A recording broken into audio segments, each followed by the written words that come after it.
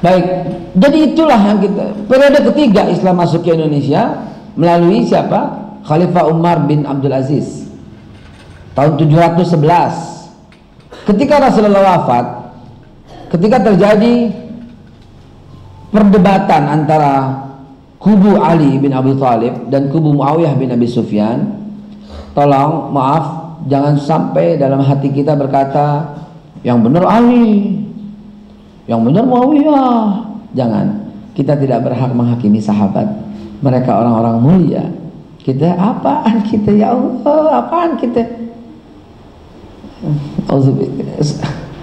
Ibaratnya kalau kamu menginfakkan, kata Nabi, orang akhir zaman itu menginfakkan emas sebesar gunung Uhud, tidak akan pernah bisa mengalahkan sahabatku yang berinfak satu genggam mut, satu mut gandum yang buruk mutunya, masih lebih besar mereka. Begitu ya. Jadi jangan pernah menghakimi siapapun. Cuman pada waktu terjadi konflik, banyak sahabat yang nggak mau ikut-ikutan gitu. Thalhah bin Ubaidillah hijrah ke Mekah, nggak mau tinggal di Madinah, konflik. Zubair bin Awam jagain Aisyah aja gitu, jagain apa namanya, istri Rasulullah SAW. Coba ya, Bilal bin Rabah, mendingan gue ke Damaskus aja lah, ke Suriah gitu. Sa'ad bin Abi Waqqas, mendingan khurut seperti Jamaatut Tabligh, khurut aja dah.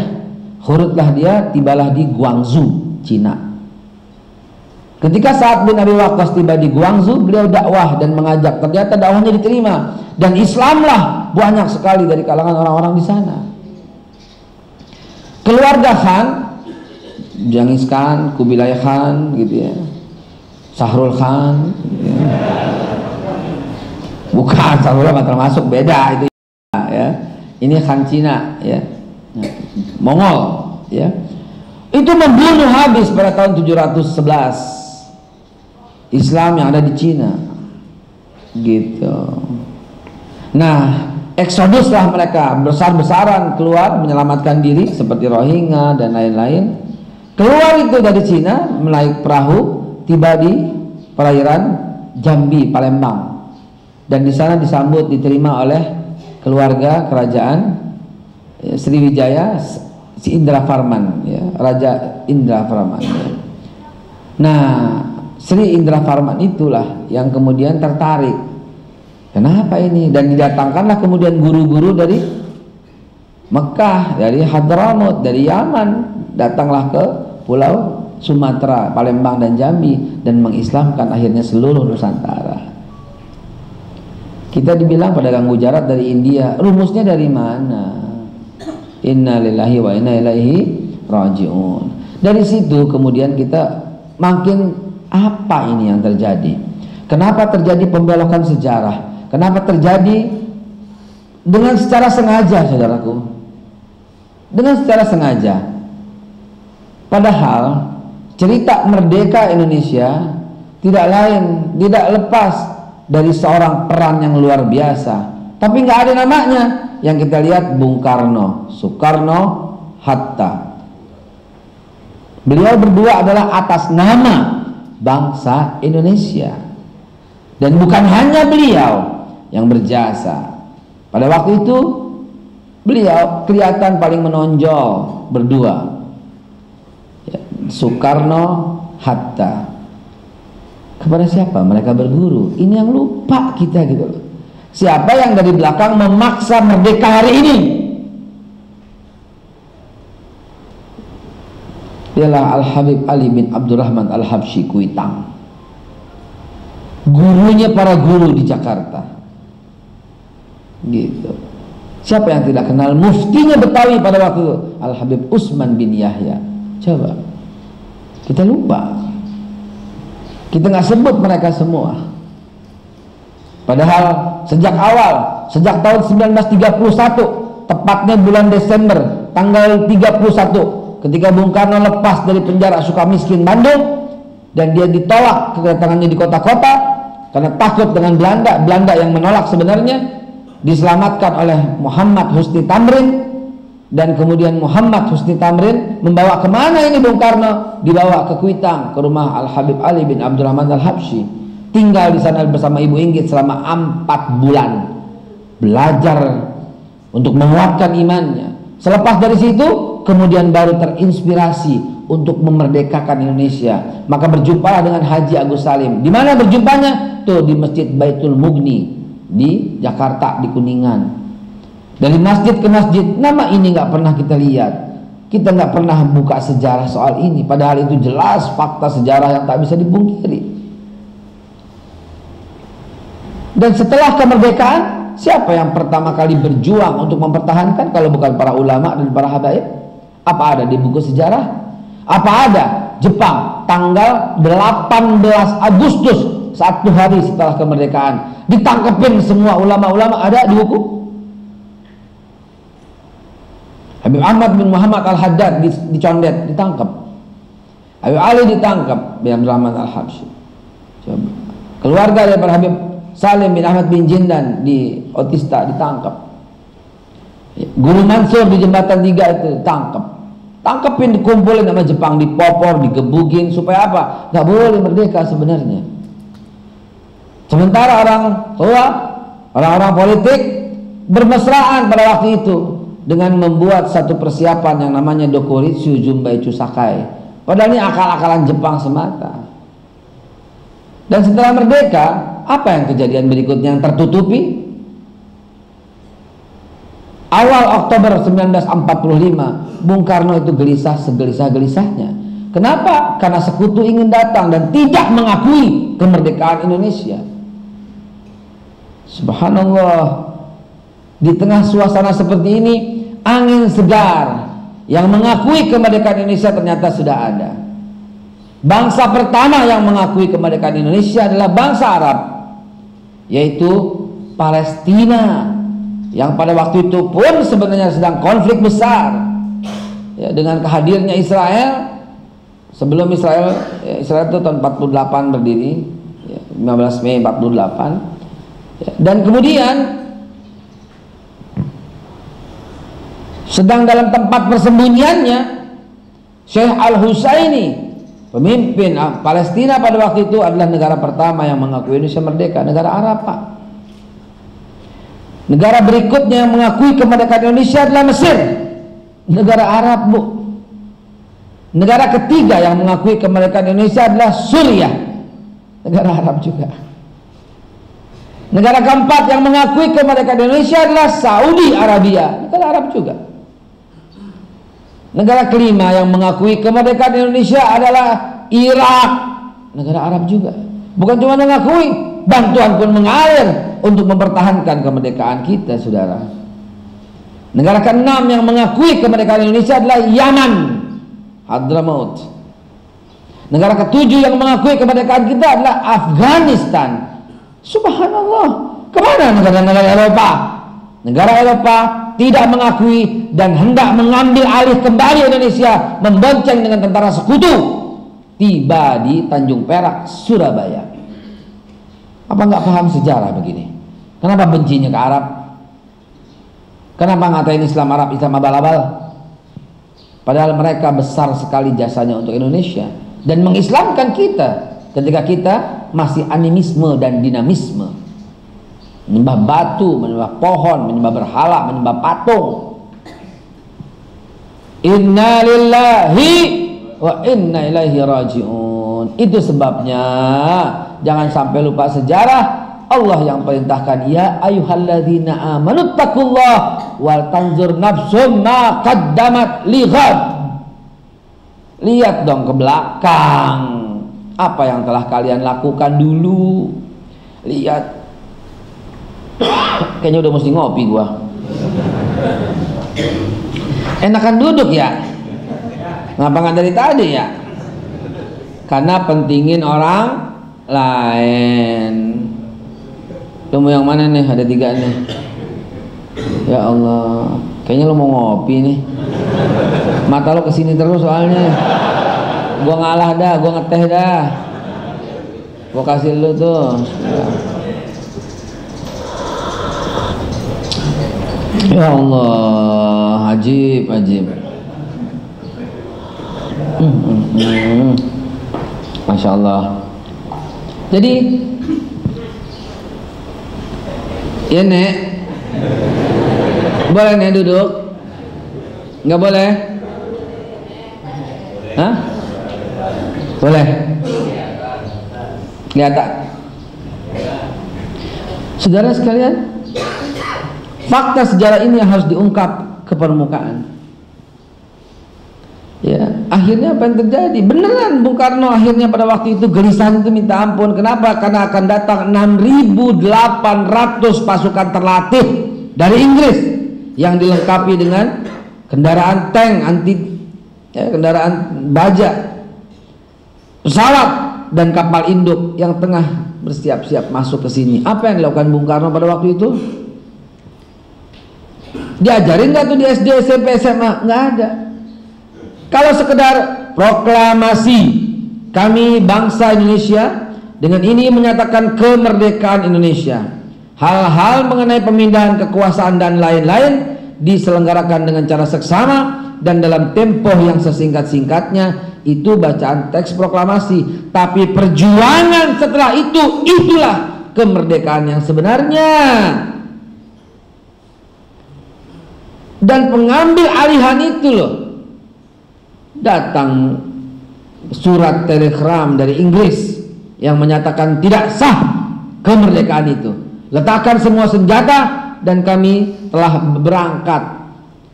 Kata dia, gue OTW nih, on the way. Untuk apa? Mengambil kembali Indonesia.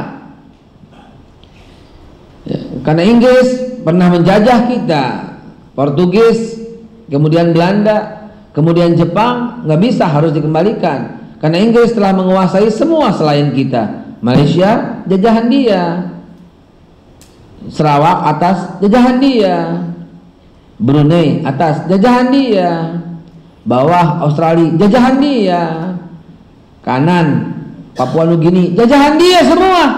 Jadi Indonesia itu punya dia klaimnya begitu.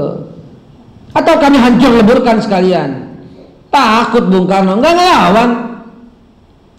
Kemana Bung Karno larinya?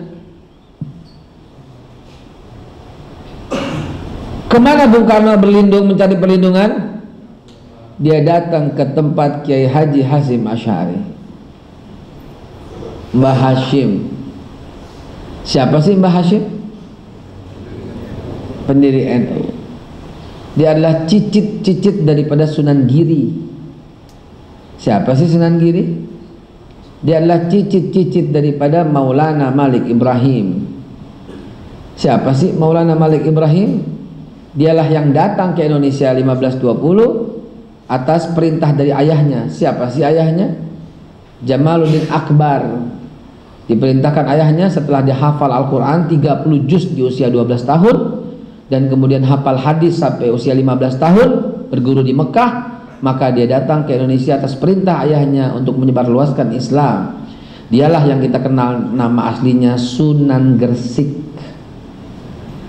Dan dia anak daripada Jamaluddin Akbar. Siapa sih Jamaluddin Akbar? Cucu Rasulullah yang nomor 18. Allahu Akbar. Ternyata masih keturunan Rasulullah min zuriyah Nabi sallallahu alaihi wasallam. Kita ini sudah. Itulah, sampai informasi ini kepada anak kita. Inna lillahi wa inna ilaihi raji'un. Pada waktu itu kemudian Bung Karno minta, ini apa yang terjadi nih? Mbah Hashim kemudian memanggil Kiai Haji Wahab Hasbullah dan kiai-kiai, dikumpulkan semua untuk ngebahas ini. Bung Karno sudah pulang 21 Oktober 1945. Rapatlah mereka semua, dan pada tanggal 22 Oktober itulah perjuangan yang sebenarnya. Dikeluarkanlah resolusi jihad. Itulah untuk menyambut tentara daripada Inggris. Resolusi jihad itulah yang membuat, ya, bunyinya 3 pasal. Nomor 1, setiap warga negara wajib hukumnya membela negara dalam kondisi yang berbahaya. Kedua, apabila mati dalam pembelaan negara itu, maka hukumnya mati syahid. Itu mati syahid. bukan bawa bom di badan ledakin di pasar. Itu bukan mati syahid, mati sangit itu. Ya, ngeledakin depan kantor polisi, depan gereja. La haula wala quwata illa billah. Haram, saudaraku. Dapat dari mana? Ngaji di mana? Rasulullah mengharamkan mengganggu orang lain, termasuk agama lain. Haram mencaci Tuhan orang lain, haram merusak bangunan ibadah orang lain. Ya, itu haram. Bukhari, Muslim itu.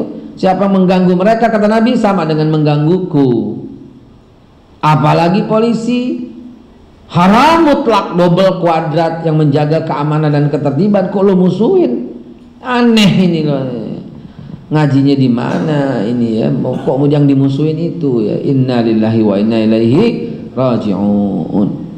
Dan saudaraku sekalian, yang ketiga adalah apabila ada orang yang membela sekutu Inggris dan semua sekutu-sekutunya, ini hukumnya pengkhianat dan harus dihukum mati. Resolusi Ziyad itu membuat Bung Karno tentram. Berarti semua harus bela negara dan kemudian disebar luaskan ke seluruh pelosok. Maka mereka siap menyambut kedatangan dan mendaratlah sekutu di Tanjung Perak, Surabaya 26 Oktober 1945. 27 disuruh menyerah, kalau enggak dihantam. Dihadang mereka cuma dengan 300-an santri. Mereka bersenjata lengkap dengan pesawat tempur, dengan kapal induk, dengan tank lapis baja. Santri sarungan bambu runcing. Tapi yang menang siapa? Hari kedua 29 Oktober mereka nggak bisa tuh, hancur, nggak bisa lukai santri-santri kita. 30 Oktober nggak bisa tuh, padahal dibilang 1 kali 24 jam harus nyerah. Udah 3 hari. Bahkan Jenderal Croissant itu di dalam gudang senjata nggak bisa keluar, dikepung sama santri-santri yang siap dengan 1 kali hentakan meledak gudang senjata dan ratusan orang di dalamnya mati konyol, ketakutan, dikepung. Minta surat telegram supaya Bung Karno datang, Bung Hatta datang, para petinggi di Jakarta datang menentramkan arek-arek Surabaya. Takut. Ada di buku sejarah begini. Datang Bung Karno menentramkan para santri. Udah gencatan senjata. Padahal bukan gencatan senjata, mereka kalah, mereka menyusun kekuatan kembali. Dan setelah itu mereka justru mendatangkan 24.000. Catat angka ini, jangan lupa. 24.000 pasukan tambahan dari Inggris masuk melalui Tanjung Perak, Surabaya. Sementara kita nggak menambah pasukan apapun. 31 Oktober justru Jenderal Malabi melintas Jembatan Merah, bom meledak di mobilnya, mati kebakar bersama dengan mobilnya. Membuat Inggris lebih marah, memberikan ultimatum harus nyerah dalam waktu 10 hari, dikasih waktu. Kalau enggak, Jenderal Christian udah datang lagi ke Indonesia dari Inggris, mengancam kalau enggak akan membunuh dan membom, dihanguskan Surabaya. Bung Tomo punya inisiatif, minta izin sama Mbah Hashim untuk berceramah pidato yang berapi-api dengan meneriakkan kalimat takbir, Allahu Akbar, Subhanallah. Berkumandang pidato daripada Bung Tomo, menggelora semangat. Padahal sebelumnya tanggal 7 November 1945 Mbah Hashim kumpulkan lagi semua ulama. Bagaimana ini? Datang lagi 24.000, yang lawan nggak sampai 1.000.